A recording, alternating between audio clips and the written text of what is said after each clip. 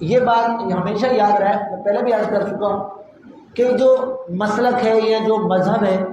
یہ کبھی بھی ایک آیت کو لے کر نہیں بیان کیا جاتا۔ ایسا نہیں کہ آپ ایک آیت لے لیں، ایک حدیث لے لیں، اپنا عقیدہ بنا لیں۔ بھئی آپ نے یہ آیت مبارکہ لی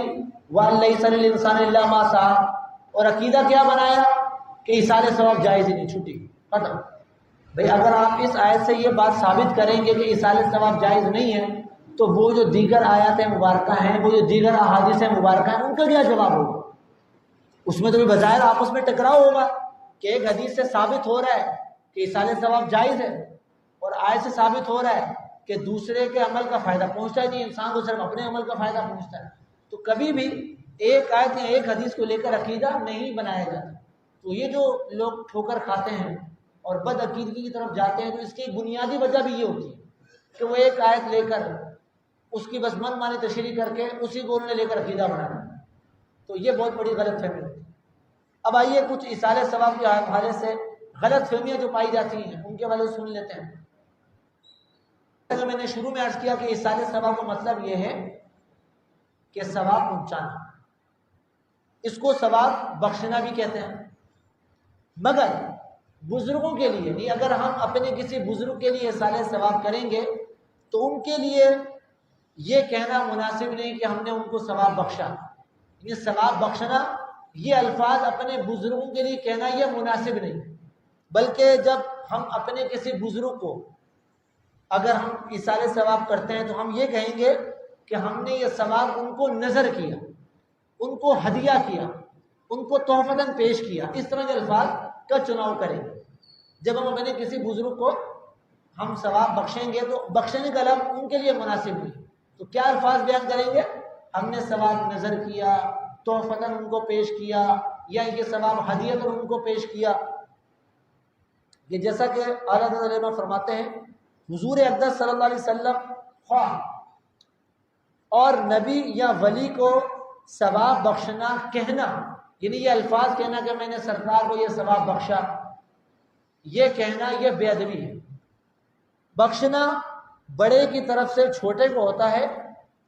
بلکہ نذر کرنا یا ہدیہ کرنا یہ کہیں گے کہ ہم نے نذر کیا، ہدیہ کیا۔ اچھا، اسی طرح بزرگوں کی منت مان لیتے ہیں، اب وہ ایک شرعی منت بھی نہیں ہوتی، تو اس کے لیے کیا الفاظ استعمال کرتے ہیں کہ ہم نے یہ نذر مانی ہے، نذر، تو یہ عرفی منت ہوتی ہے۔ اب بعض لوگ اس کو لے کر بھی یہ بیان کرتے ہیں کہ نذر تو اللہ کے لیے ہے، جو کسی غیر اللہ کے لیے نذر مانے اس نے تو شرک کیا، یہ تو شرک ہو گیا۔ اب وہ کھینچ تان کر اس کو بھی شرک ثابت کرنے کی کوشش کر رہے ہوتے ہیں، حالانکہ یہاں پر جو نذر کا الفاظ استعمال کیا جا رہا ہے یہ وہ اپنے اصلی معنی میں نہیں ہے، ورنہ جو ایک نظر ماننا، منت ماننا شرعی منت ہے وہ تو عبادت ہے، عبادت تو غیر اللہ کا نہیں ہو سکتی۔ یہاں پر نظر ایک عرفی نظر ہوتی ہے، ایک نظر کا لفظ استعمال کر دیا ہے، جیسا کہ میں نے یہیں پر آپ کو عرض کیا ایصال ثواب نظر کرنا کہتے ہیں، تو یہ الفاظ کا چناؤ ہوتا ہے، اس سے کوئی حکم نہیں لگتا۔ اب جیسے اگر میں کسی شخص کو بولوں کہ آئیے آپ بیٹھ جائیں، اب میرے ہم عمر ہوگا میں کہوں گا بیٹھ جاؤ، چھوٹا ہوگا بولوں گا یہاں بیٹھ جاؤ، لیکن کوئی بڑے بزرگ آئیں گے تو میں ان کو یہ نہیں بولوں گا بیٹھ جاؤ، بلکہ میں کہوں گا آئیے آپ یہاں تشریف رکھیے۔ اب بات تو وہی ہے، چھوٹے کو میں نے کہا بیٹھ جاؤ، بڑے کو کہا آپ تشریف رکھیے، تو ایک ادب الفاظ کا چناؤ۔ تو اب بزرگوں کے لیے الفاظ کا چناؤ کیا، نظر کا لفظ کے لیا، وہ ایک عرفی منت ہوتی ہے، نظر ہوتی ہے۔ اب وہ کھینچ تان کہنا کہ یہ نظر وہی نظر ہے، اب جو اس طرح نظر مانتے ہیں وہ سب مشرک ہو گئے، تو یہ بات درست نہیں۔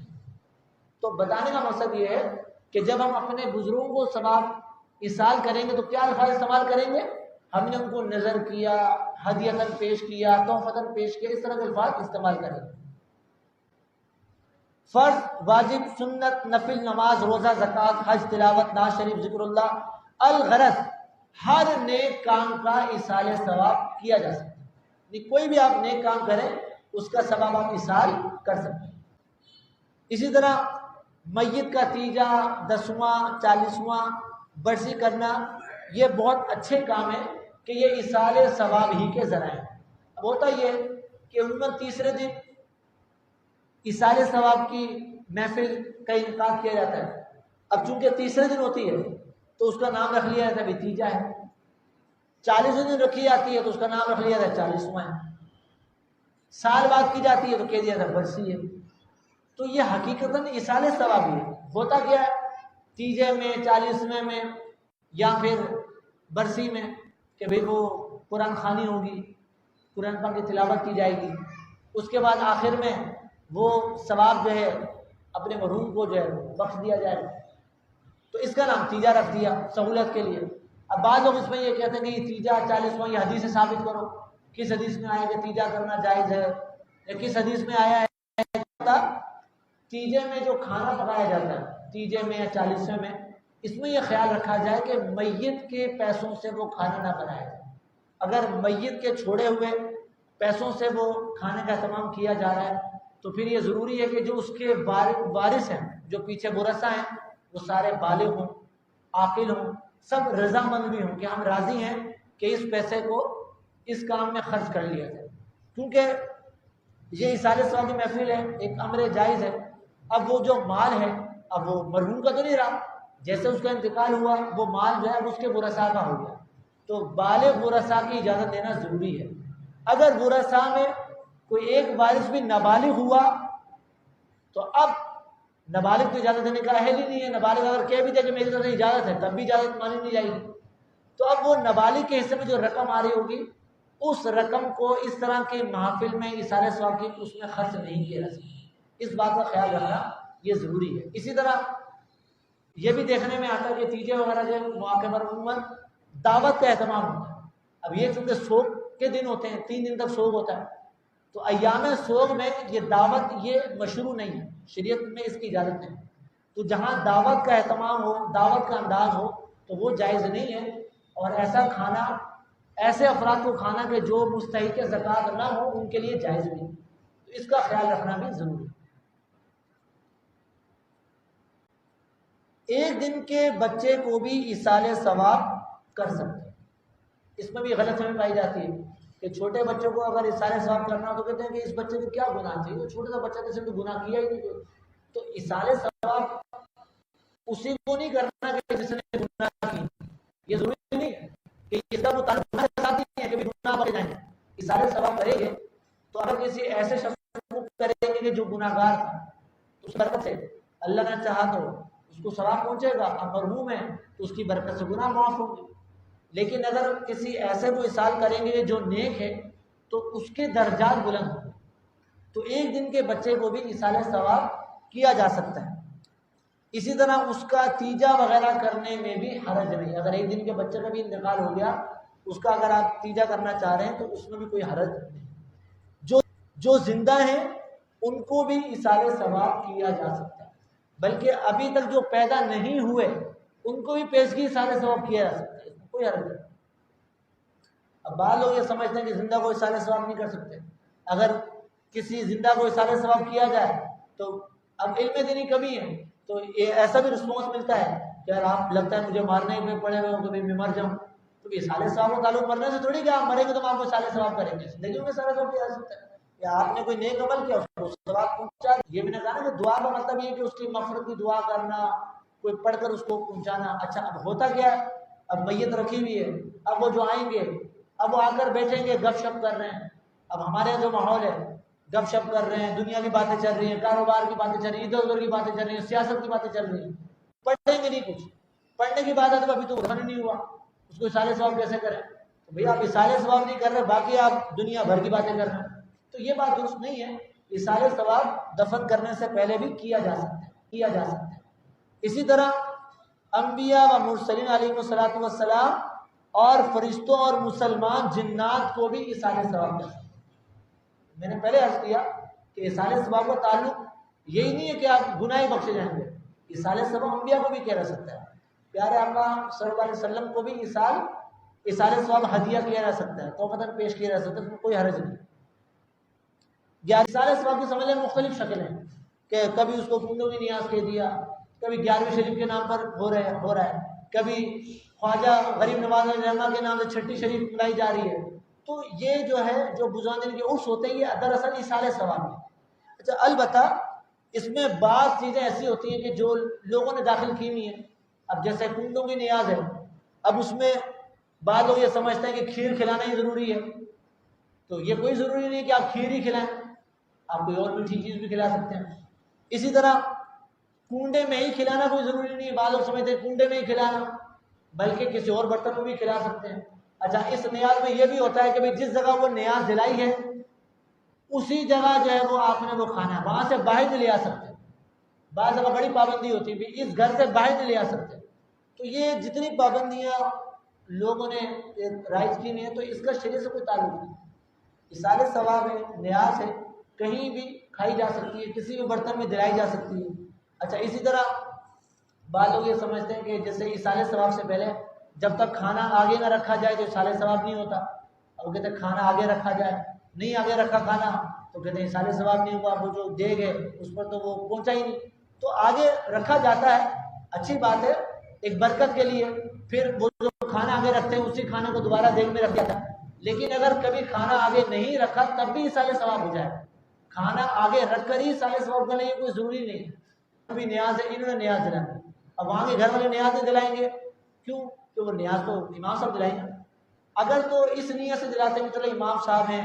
یہ ہمارے گھر آئیں گے، چلو برکت ہوگی، ایک نیک بندے ہیں یہ نیاز دلاتے، اچھی بات ہے، لیکن اگر یہ سوچ کر نیاز مطلب کریں گے بھی ہم نہیں کر سکتے، یہ امام صاحب کا ہی کام ہے، تو یہ سوچ درست نہیں ہے۔ یہ نیاز دلانا، فاتحہ پڑھنا، یہ سارے ثواب کرنا یہ ہر مسلمان کر سکتا ہے، اور یہ سیکھنا بھی چاہیے طریقہ، اور اس میں دن رات کی بھی کوئی قید نہیں۔ بعض جگہ یہ غلط فہمی پائی جاتی ہے کہ آپ دن کی روشنی میں ہی یہ سارے ثواب کر سکتے ہیں، نیاز کر سکتے ہیں۔ جیسے ایک مرتبہ کسی نے میرے سے سوال پوچھا، وہ کہہ رہے ہیں کہ بھی وہ مغرب تک جیسے دیر ہو گئی کھانا بننے میں، مغرب کے بعد کھانا پیش کیا گیا جو بزرگ تھے وہاں پر اصالہ ثواب کرنے کے لیے، انہوں نے کہا کھانا اٹھا لو، اب نیاز نہیں ہو سکتی، اب سورج ڈوب گیا، سورج ڈوبنے سے پہلے نیاز ہوتی ہے۔ یہ بھی غلط فہمی ہوئی، یہ بھی پائی جاتی ہے کہ سورج ڈوبنے سے پہلے نیاز کر سکتے ہیں، تو ایسا بھی کچھ نہیں۔ تو مختلف نظریات، مختلف جگہ، بس جیسے وہ کسی نے کوئی بات کہہ دی وہ رائج ہو گئی، تو ایسا نہیں۔ دن کی روشنی میں اصالہ ثواب ہو سکتا ہے، گھر والے کر سکتے ہیں، ہر مسلمان اصالہ ثواب کر سکتا ہے، نیاز دلا سکتا ہے، اس کے لیے کوئی خاص افراد یہ ضروری نہیں۔ جتنوں کو بھی اصالہ ثواب کریں گے اللہ کی رحمت سے امید ہے کہ سب کو پورا ثواب ملے۔ ایسا نہیں ہے کہ ثواب تقسیم ہو کر ٹکڑے ٹکڑے ہو کر ملے، ایسا نہیں۔ آپ نے کوئی نیک عمل کیا اور اس کا ثواب آپ نے 10 افراد کو پہنچا دیا تو 10 افراد کو پورا ثواب ملے، اور مزید آپ نے چونکہ 10 کو اصالہ ثواب کیا تو آپ کو اپنے اس عمل کا ثواب تو ملے گا، پلس ان 10 کو جو آپ نے ثواب بھیجا اس کا بھی ثواب آپ کو ملے گا۔ تو اب آپ دیکھ لیں کہ آپ کو کتنا بڑھ کر ثواب ملے گا۔ تو یہ اللہ کی رحمت ہے کہ اس نے جو ہے وہ اتنی آسانیاں پیدا فرمائی۔ اچھا یہ یاد رہے کہ ایصال ثواب صرف اور صرف مسلمان کو کر سکتے ہیں، کسی غیر مسلم کو، کسی کافر کو ایصال ثواب نہیں کر سکتے۔ کافر یا مرتد کو ایصال ثواب کرنا یا اس کو مرحوم جنتی کہنا معاذ اللہ یہ کفر ہے۔ تو یہ ایصال ثواب ہے، یہ صرف مسلمان کے لیے۔